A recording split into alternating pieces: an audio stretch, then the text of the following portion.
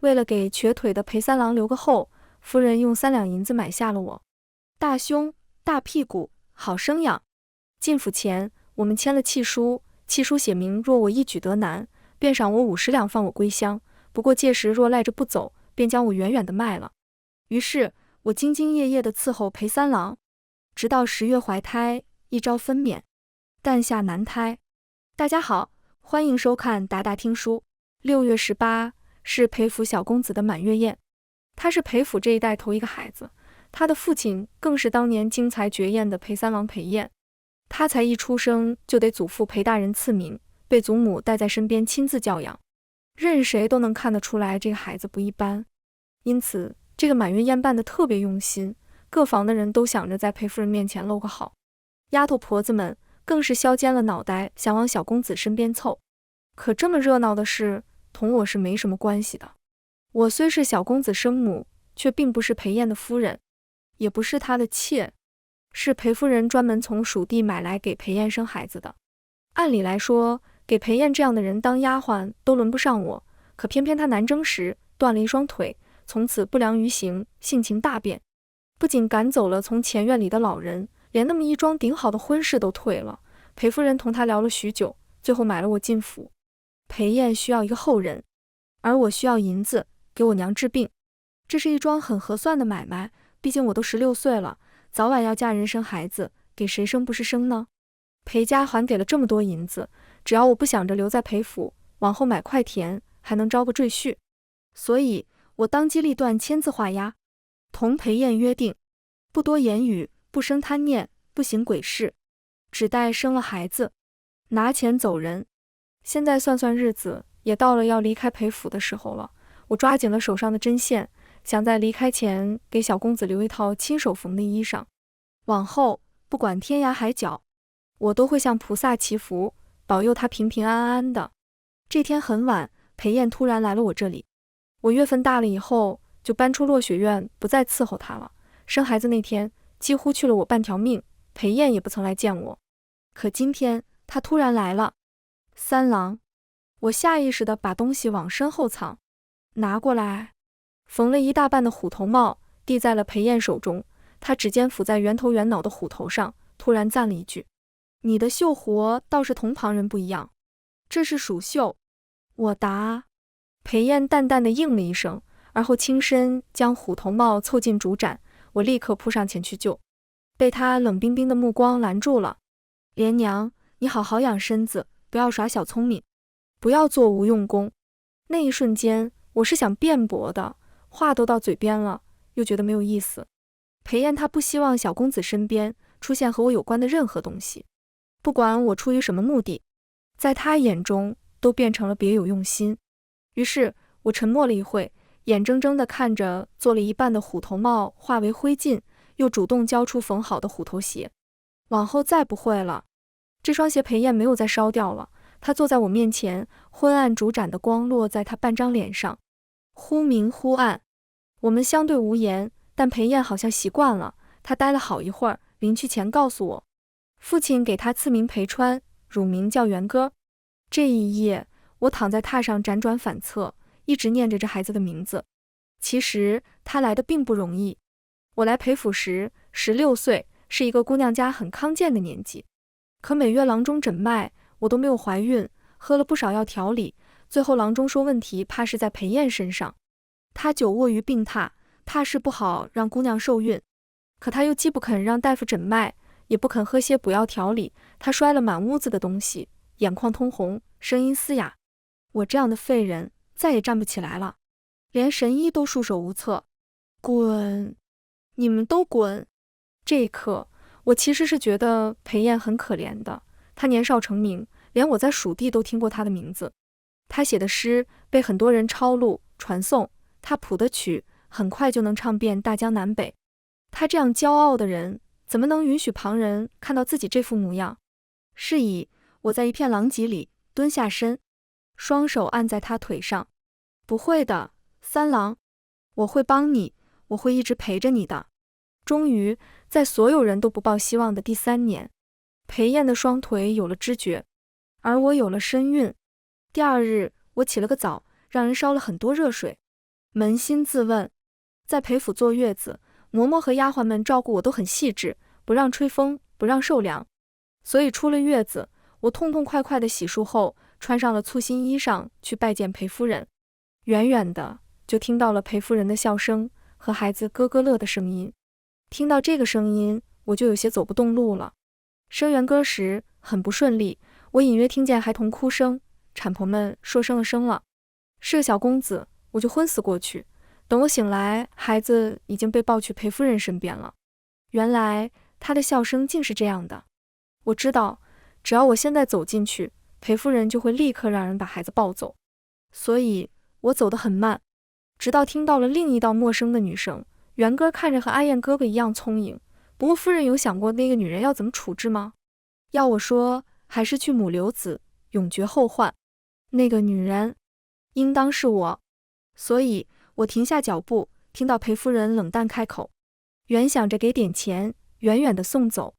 不过英娘，你如今还愿意嫁给三郎，那便是他的主母，是元哥的母亲，是杀是卖，由你做主。我本来是想给裴夫人磕头，领了银子离开，眼下根本不敢进去，借口忘记带上绣给裴夫人的抹额，匆匆忙忙地去了落雪院。英娘，原来是她。英娘这个名字我从前也听过的，那是头一回和裴燕同房。夜里我伏在她身上，肩背上全是青痕，却被她蒙住眼睛。隐约间我听到她情不自禁地在喊英娘。后来我才听说她是裴燕的未婚妻，和她门当户对，青梅竹马。若非裴燕如今断了一双腿，成了废人，他们本该在次年成婚的。是裴燕，她不愿拖累英娘，狠心退了婚事。如今裴燕走出阴霾，只要继续扎针，未来能如常人一样行走。她又有了孩子，要和英娘重归就好，这谁也拦不住。我只能赌裴燕人品端正，愿意给我留一条活路。是以落雪院里，我跪在裴燕面前。3年前，我和三郎签下契书，只要我生下孩子，就给我50两银子，送我离开，可还算数？算。如今我已养好身子，请三郎兑现契约。直到我跪的膝盖有些痛，都听不到裴燕的允诺。我抬头撞进一双很复杂的目光里。他轻轻叩击石桌。莲娘，你有没有想过留下？我能给你的远不止50两。这个问题对我来说根本不需要选。不用了。可我的答案并不是裴燕想要听的东西。她蹙眉，抬手阻止我继续说下去，递给我一个淡漠的目光。莲娘，你回去再想想，不必这么急。裴家不是你想来就来，想走就走的地方，若是离开，往后便再也进不来了。其实我想得很清楚，银子到手了才是我的，不管裴燕嘴里说的多好听，有没有命花都是一个问题。可是他又说，你还没见过元哥爸，他人如其名，圆墩墩的，过些日子我会安排你们见一面。你真心舍得下他吗？我猛地抬头看裴燕，泪情不自禁地落了下来。3年前签下契书时，我以为裴家是怕我贪恋裴家富贵，所以契书里明说了，若我一举得男，便赏我50两放我归乡，不过届时若赖着不走，便将我远远地卖了。现在我怀胎10月，九死一生生下这个孩子，我才明白，这是一个为娘的本能。这个孩子托生我腹中，怀胎10月，让我吃了这么多苦。我无数次在梦里见过他，想知道他长什么样，想亲耳听见他喊我一声娘亲，想听他在我面前背书，想看着他长大成人，应当会像他父亲吧。明知道这些都是奢望，但在裴燕提出能安排我见元哥一面时，我还是心动了。可英娘的话犹在耳际，我问裴燕，若有人要去母留子，我又该如何？她想了想道，我来处理。于是我向裴燕叩首，三郎大恩大德，莲娘永生铭记，结草衔环，莫不敢忘。裴燕微微弯唇，她放下竹简，回去等着吧。裴燕是个君子，她答应的事向来都能做到，但这回她食言了。我没等来她安排和元哥见面，却在次日等来了英娘。她来的时候，我正好在收拾衣裳。裴家财大气粗，做衣裳的都是好料子，全部带出去，往后日子过不下去了，还能当了？你就是林水莲。是。英娘是很典型的江南女子，说话时声音如鹰转鸟啼，说的话却不那么好听。她目光上下打量着我，而后微微扬着下巴。莲娘，其实我早就想见你了，不过一直不得空。原来竟是你这样的女子，在阿燕身边赖了3年，还为她生下了一个儿子。听说你从前也是良籍，这样自甘下贱，你难道没有自尊吗？我扬手看着英娘，看着她眼中对我毫不掩饰的恶意。谢姑娘，我并不是赖在三郎身边，当年我同裴家签了契书，这不过是一手交钱一手交货的交易罢了。英娘嗤笑，不是赖？那为何你生下了孩子，一直拖到今日都没有离开，还蛊惑阿燕找裴夫人要走你的身契？若非想长长久久地留在裴家，你何必多此一举？英娘来者不善，再想到她之前在裴夫人面前说的话，我心中有隐隐悔意。若昨日离开就好了。谢姑娘，我不知道三郎此举用意，我今日收拾东西，本也是打算要离开的，你大可放心。英娘完全不听我说了什么，她挥了挥手，便有2个侍女来捡住我双臂，而她打开了一个碧绿瓷瓶。她走近我，掐住了我的下颌。莲娘，不要怪我心狠，只有你死了，大家才安心。我用头撞上了英娘的胳膊，她吃痛，手一松，瓷瓶坠落，碎了一地瓷片，而我也挣脱2个婢女，一人甩了狠狠一巴掌。裴燕到这时，我以1敌3，发髻松了，脸上几道挠痕，领口被扯开，腿上、肚子上被人踹了几脚，连鞋子也被踩掉了。他不过略略从我身上扫过一眼，便翻来覆去的看英娘。他粗笨不懂规矩，英娘，你可有受伤？不妨事。英娘扬手朝裴燕笑，阿燕，我都17岁了，哪里就这么容易受伤？只不过你我2家重新一亲，我想来见见元哥的生母，是我的丫头们护主，才闹成这样。你别生我的气，好不好？裴燕抬手揉了揉英娘的发顶，她轻叹，你啊，我何时同你气过？是我没有教好她。裴燕的目光终于落在我脸上。莲娘，道歉。我做错了什么，需要同英娘道歉？无非是我不想死。三郎，昨日我问你，如若有人要去母流子，我当如何？你说你来处理，这就是你的答案吗？谢姑娘欲杀我，难不成也要我束手就擒，乖乖受死？裴燕抿唇，英娘性善，自小连蚂蚁都不忍心踩，又怎会对你动辄打杀？莲娘，是我宠你太过，让你恃宠而骄，竟贪污贵客。我站在原地，脚下就是碎瓷片，毒药浇下，连脚下的草都瞬间枯黄。可裴燕像瞎了一样，人人都说裴三郎心细如发，在他眼中是没有秘密的，所以我明白再辩下去已经没有意义了。他们才是一样的人啊，他们是主子，主子的生杀夺语都是赏赐，我这个卑贱的下人又怎么能反咬主子一口，让他留下不好的名声呢？于是我跪地叩首，是莲娘不知天高地厚，贪污林姑娘，请三郎责罚。这件事被高高的举起，又轻轻的放下。裴燕让我回房反省，禁足3月，可我根本不想在这待下去了。是以当夜裴燕来看我时，我又重提了想要兑现契书的话。她坐在我面前，不紧不慢地从袖中拿出一罐药膏，卷起我的袖子，为我上药。这一回她没有再拿元歌来拖延我，而是抬了抬眼皮，问我，莲娘，外面的世道这样乱，你一介弱女子又能去哪？留在裴家，留在我身边，不好吗？裴燕的话听在我耳朵里嗡嗡的，可是三郎契书里分明写着，你说他？裴燕从袖中取出了我们当时签下的契书，她指尖夹着薄薄的2张纸，将它们对着火烛，一点点地燃烧成灰烬。莲娘，现在再没有什么契书了，你大可安心。我扬手望着裴燕，心里像是有一把火烧了起来。那往后呢？我听说林姑娘又在和你一亲了，往后新夫人进门，我又要如何自处呢？裴燕不假思索，她抬手抚着我脸颊的抓痕。今天只是误会，英娘不是不能容忍的，往后你不要同她争，也不要同她闹，她不会为难你。她指尖药膏，冰冰凉凉涂在我脸上，一如我心。我朝着裴燕很慢很慢地眨眨眼，指甲几乎要掐进掌心里了。他不是一无所知，只不过我的生死尊荣在裴燕眼里不值一提。眼见他腿脚慢慢好起来了，往后他还要出事的。他将我锁在身边，他给我世人眼里的好东西，赢得一时好名声。若我福薄命短，又和他裴三郎有什么干系？莲娘明白了。这天最后，我对着裴燕落了2滴泪，只说元哥生下来就被抱走，月余也不得见，夜里睡觉总能听见小孩哭声，请他让我尽快见孩子一面。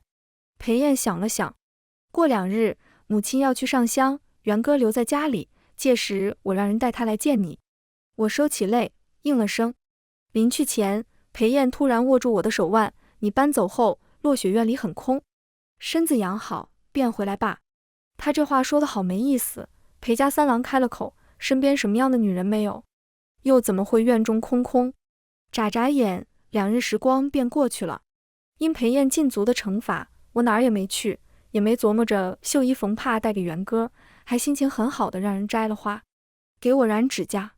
裴夫人上香那天，天气很好，裴燕令人将元哥抱来我院里。这是我头一回见他，他这样小，这样软，在抱来之前还睡得很熟。听我叫了2句元哥，他睁开眼，竟然朝我笑了起来，心软得一塌糊涂。我有许多话想对他说，我想抱着他，想给他哼小时候娘哼给我们的曲子，但最后我只是摸了摸他的手，触了触他的脸颊。这个孩子真是抱歉，我生他一场，却没法好好看着他长大了。愿他往后无病无灾，平安顺遂。裴燕的人将孩子抱走时，特意安慰我，姑娘如今是三郎心尖上的人，等孩子大了，不愁没有团聚的机会。如今元哥还小，姑娘若是在新夫人进门前再生一个，那更能立下来了。我笑了笑，没有说话。当晚，衣着整齐地坐在鸡案边，包袱就放在身旁。虚时，门被拍响，裴夫人上香归来，要见我一面。这几年，我见过裴夫人只有寥寥3面。第一回见她，我被迈进裴府，裴夫人高高地坐在上首，居高临下地俯视着我。第二回是郎中诊脉，回禀他裴燕身子不好，怕是难以让人受孕。他召见了我，从手腕上剥了个玉镯给我。莲娘，你是个好姑娘，三郎也听你的，甚至跟着你出了房门。你且安心待在裴家，不缺你这一口吃穿，只一样，你要好好照看三郎。如今是第3回见他，他声色俱厉。见毕，跪下。这3年，我裴家待你如何，你心中应当有数，可你居然背着我见元哥，莫不是忘记当年契书的约定了吗？我不惧，亦不怕。隔着飘摇灯烛，仰手看向裴夫人，夫人明鉴，这契书三郎早就当着我的面烧掉了。元哥也是他心疼我们母子分离，才让人抱来给我看的。夫人怎地不问三郎，却找我这个小小婢女问罪？裴夫人被气得一口气上不来，她指着我，你真以为这个家里三郎当家做主吗？不过见婢儿，便是杀了你，又能如何？夫人不怕母子离心。我脊背挺得很直，三郎他心中有我，想必夫人已经知道了，便是我当着他的面触犯了谢姑娘，他也不过罚我禁足。夫人若杀我，难道想长长久久的被三郎怨怼，被长大知道真相的元哥记恨吗？裴夫人冷静下来，她俯视着我，你想要什么？我恭恭敬敬地朝裴夫人磕了3个头。我知道夫人并不是心狠之人，您信守承诺，莲娘更是一日不敢忘那契书。如今三郎欲留我，但我知道我不能留下，只求夫人如契书所写，给我50两，派人远远地将我送走。至于三郎那儿，便说我私逃了罢。裴夫人看了我许久，说了句好，又给了我500两银票。我没推拒，通通收下。在这个平平无奇的夜里，背着小包袱上了门外一辆轻顶马车，离开裴府。如今的世道不太平，我也不想再回蜀地了，最后留在了元州。后来好几个夜里，我总惊醒，生怕裴家人又找了过来。其实我也后怕，那天夜里我能从裴家脱身，无非是利用了裴夫人的爱子之心。白日在见元哥时，我将指甲上的花枝蹭在他耳后。上香归来的裴夫人看到一定勃然大怒，她不会愿意和儿孙离心，把我远远地送走，把一切过错都推到我身上。等往后裴燕和英娘大婚，谁都不会再记得莲娘。所幸终于离开了裴家，还得了500两银票。我在闹市买了宅子，又买了只大黄狗看家。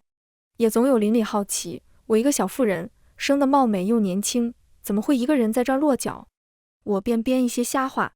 早年嫁了富庶人家，但是夫君一病不起，婆母嫌我克夫，将我赶了出来。而今婆家容不下，娘家也回不去，只能一个人在这儿讨生活。街头巷尾的婆婆嫂嫂们都是良善之人，他们心疼我生存不易，有时候砍柴会分我一些，家里得了好吃的好用的，也会记着我，每日带着我做绣活，补贴些家用。日子就这样慢慢定了下来。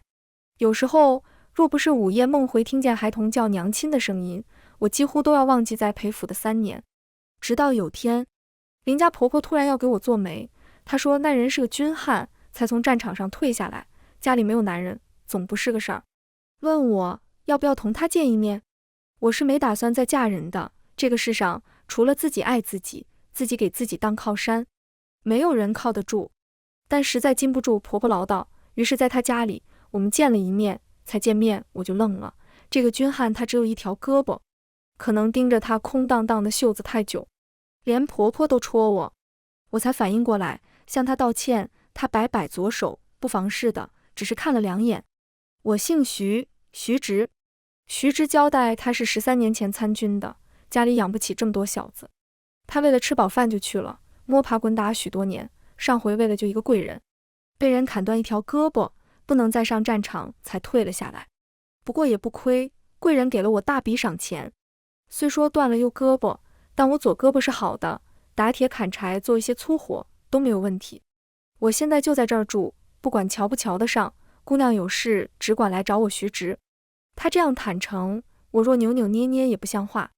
那就多谢你了，徐大哥。徐直便笑了，谢来谢去多了呀，我都听王婆婆说了，你在这儿讨生活也不容易，别怕开口。同徐直见过这一面后，并没有什么结果。婆婆也给我们另牵线，见了其他人。不过许多人一图我手中有些银钱，二图我貌美，我只说有个流落在外的儿子，生他时伤了身子，再不能生养，往后还要找到他后，就没人往我身边凑了。很巧的是，徐直也一直没成婚。到了冬天，大雪封山，徐直主动敲开了我的门。他说上山时被野猪追，衣服破了，问我方便帮他缝一下吗？这其实是很亲密的行为，但是我看着徐直手中破破烂烂的衣裳，以及他空荡荡的袖口，还是应下了。作为回报，徐直往我院子里堆了小半院子的柴火，这事儿实在麻烦姑娘了，柴火也不值钱，要是用完了和我说，我再报来。夜里，我坐在灯烛下缝衣，突然就想起了徐直。他这个人名字叫直，可是内里却是很细腻的人，冬日柴火总是不够用的。往年都是婆婆嫂嫂们允我一些省着用，他分明察觉到了我的窘境，却不点破，偏说他欠我人情，用这样的方式来还。是以次日见徐直，我将缝好的衣裳还给他，认认真真的同他道谢。这回他没笑，而是问我还有下回吗？我同徐直还有下回吗？望着他真诚的目光，那句拒绝的话就变得格外烫嘴。我青春正好，如果出现合适的人，为什么不给自己一个机会呢？徐大哥，你可能还不知道，先前我生过一个孩子，只是生他时伤了身，再也不能生养了。徐直目光沉沉，我知道。莲娘，我听说你要找他回来，刚好我认识不少人，托人帮忙，总比你自己找要方便。这不该是你拒绝我的理由。我没再拒绝，可也没接受他。徐直并不气馁，我们像约定俗成那样，他上山抱柴打猎，我替他缝缝补补，烧菜时偶尔也分一些给他。春夏秋冬2个来回，有一天一算，来袁州竟然5年了。24岁的春天，徐直在院中帮我补鸡圈，他突然说若是到时候成婚了，要把鸡圈扒了重新垒过才行。我听着接了句好啊。于是徐直便开始操持起我们的婚事了。我总以为不过是挑个黄道吉日，请熟识的邻里吃个饭，我搬去他那儿，亦或是他搬来我这儿，两个人凑一堆过日子就好。可徐直偏不，莲娘，这事儿可不能凑合，我恨不能敲锣打鼓，让全天下都知道这桩婚事。你放心，我来操持。徐直是个妥帖的人，请了兵人下聘，买了红绸布彩喜服，请了道长看良辰吉日，大婚前1日，我才知道他还请了军中旧友，他们见多识广，正好留心你的孩子。好啊，连我自己都忘了随口编的谎话，可徐直仍旧记得，而一个谎话需要无数谎言来圆，我私下里想好了对外人的说法，却没想到在婚仪前见到了裴燕。裴大人，小郎君。徐直先我一步拜见裴燕，他面上惊喜，显然没想到他二人会来。被他称作小郎君的从裴燕身后走出来，小人5、6岁模样，一举一动已经显得十分老成了。他虚虚地扶起徐直，当年徐百户为救我断了一臂，今日是你大好的日子，我和父亲特来恭贺，愿尔夫妻燕履应酬。元哥话未说完，就被裴燕打断了。他望着裴燕，而裴燕的目光落在我身上，他转着指尖的扳指，淡淡的开口：莲娘，还要躲到什么时候？旧人相逢，不来见见？5年过去了，裴燕理应能站起行走才对，可她现在仍旧坐在轮椅上，被衣袍遮住的腿脚干瘦，是不曾好好照料的样子。昔日主仆分离，没想到竟然还有再见的一天。莲娘见过3公子、小公子。我行礼。元哥避开了，他小大人一般请徐直出门，说有事问他，院里便只剩下了我和裴燕。他看我许久，突然冷笑：主仆？莲娘，在你眼里我们只是主仆？我不解，当年裴夫人用3两银子将我买回裴家，除了不曾签身契，我又与裴家下人有何区别？若非5年前你不告而别。我打断了裴燕，直直地看着他。那又怎样？若我一直留在裴家，撑死了不过给你裴燕做妾，妾也不过是你裴家的下人，是任由你裴家打发来打发去的玩意儿，是连生死都不能握在自己手上的东西。裴燕皱眉，有我在，不会有人伤你。我觉得好笑，在裴府时，英娘几乎要了我的命，也没见裴燕护着我。如今她却说这种大话，说到底，她从来只信对她有利的东西，而不顾旁人死活。莲娘，我可以不计较你私逃出府，这一趟我是带你回去的。若你知错，往后仍回落雪院伺候。元哥也一直念着你。不必了，我拒绝。我裴家可有哪里亏待你了？冬天的料子，夏天的冰，哪样不是紧着你用？你就这样甘愿过苦日子？还是你以为徐直是什么好人？我望着裴燕，突然就笑了出来，乐不可支。3公子，我不愿和你回去，与徐直无关。若我自小长在裴家，自然要对你的青睐，对裴家的供养千恩万谢。可我不是，我长在乡野，我没有读过书，但是我光着脚丫踩过田埂，我展开双臂吸过山峰，我站在山顶，望着一片田野，大声叫过。我见过一望无际的天空，见过直树云端的山巅，又怎么能让自己蜷缩在宅院里，安心当一个下人，抬头只见四四方方的天？对你而言，你能给我最好的吃穿用度，我就该感激涕零。可是你从没问过我需不需要这些。话说到这个份上，也再没有别的可说了。裴燕抿唇，最后问了一次：莲娘，金银玉器、锦衣玉食，你不需要？不需要了。我以为和裴燕把话说开，就等着第2天成亲了。但当晚，元哥敲开了我的门，他生得像他父亲，性子也像。小公子，连姑姑还是叫我元哥爸。我们一同开口，于是相视一笑。元哥不笑时像裴燕清雅端正，可是笑起来眉眼弯弯的，竟也能看到我的影子。连姑姑，你比父亲画像上画的还好看，我一直想见你一面，没想到今日才得见。童言稚语，听得人眼眶发酸，我同他道歉。对不起。元哥轻身，伸手擦去我面颊泪水。连姑姑没有对不起我的，你生我一场，已是大恩。夫子说娘亲先是自己，再是娘亲，再说父亲3年前已经娶妻，裴家并没有什么可带的。他叽里咕噜地将裴家的事儿一股脑地说了出来。元哥1岁的时候，裴燕本是能站起来的，但后来娶了英娘，久久不孕。英娘为了求子，在裴燕身上用了猛药，孩子没有怀上，却坏了她的身子。突然有天，裴燕腿疼，摔倒，便再也站不起来了。英娘因此不得裴燕和裴夫人的欢喜，在府里成日以泪洗面。她提了好几次想和离回家，都被谢家送回来了。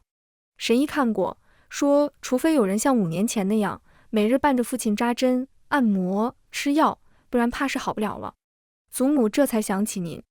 元哥小小年纪，语气里却对此愤愤不平。我摸了摸他的小脑袋。当年我和裴家只是交易，我们签了契书，所以照顾裴燕、陪她治腿都是我应该做的。你祖母、父亲并没有亏待我，他们亲自教养你，待你也好，你不必为我鸣不平。元哥点头，他看着我，突然眼眶一湿，将脸埋在我肩头。连姑姑他们都说你是贪财无德的小人，我不信。我能叫你娘亲吗？就一声。这天最后，元哥说要带我去一个地方，要拆穿徐直的真面目。明日就要大婚，我想徐直应当是在新房的，但没想到元哥带我去了另一条巷子，他令人在墙上凿了洞，能清楚地看到徐直就在隔壁。他躺在榻上，怀里还有一个千娇百媚的女人。我亲耳听到徐直对他说，莲娘的确是个好女人，可她不能生养。再好的女人不能生养，也不完整，先把她娶回家，等你有了孩子，我再给你赎身。莲娘她心软重情，我多求求她，她会收下你和孩子的。那一瞬间，我应当是脸色苍白，所以元哥扶我坐下，还往我手里塞了一杯热茶。莲姑姑，是裴燕让你带我来这的吗？她点头。我明白了，裴燕大抵还是不相信我说的话，在她看来，怎么会有女人宁愿舍弃锦衣玉食，也要在穷乡僻壤过苦日子呢？一定是她心里有一个惦记的男人，心甘情愿为她吃苦。她想让我看到徐直的真面目，想让我心灰意冷，然后她再像天神一样出现，拯救我，带我回裴府。我起身，拍了拍袖子上不存在的灰，多谢你父亲苦心。最后，这门婚事并没有成。大婚当天，我替徐直相中的继子赎了身，送他去成了亲。不管徐直是真心移情，亦或是因裴家全是丫人而配合做戏给我看，他都不是值得的人了。裴家人当天回了京，而徐直掀开红盖头才知道新娘换了人。大晚上，他喜服都没有换，狂奔至我家拍门。为什么？徐直，你背叛我的时候就应该想到这一天。莲娘是心软重情，但这并不是你辜负她的理由。这样高大的男人突然就软了腿脚，跪在我面前。莲娘，我只是一时没有守住，赎身的钱就不用还了，就当我给你们夫妻2人的大婚贺礼。既然是一时没守住，往后就好好待他。徐直愣愣地看着我。你呢？我关上门，让徐直吃了一鼻子灰。我当然不会再嫁给他了。天高海阔，往后我还会有很多好日子，或许会养几个俊秀少年，也可能收养孤苦无依的孩童，还可能结识志同道合的姐妹，不是非得将一生托付给一个男人。全文完，达达听书，感谢您的观看，每天上新精彩小说，喜欢就订阅吧。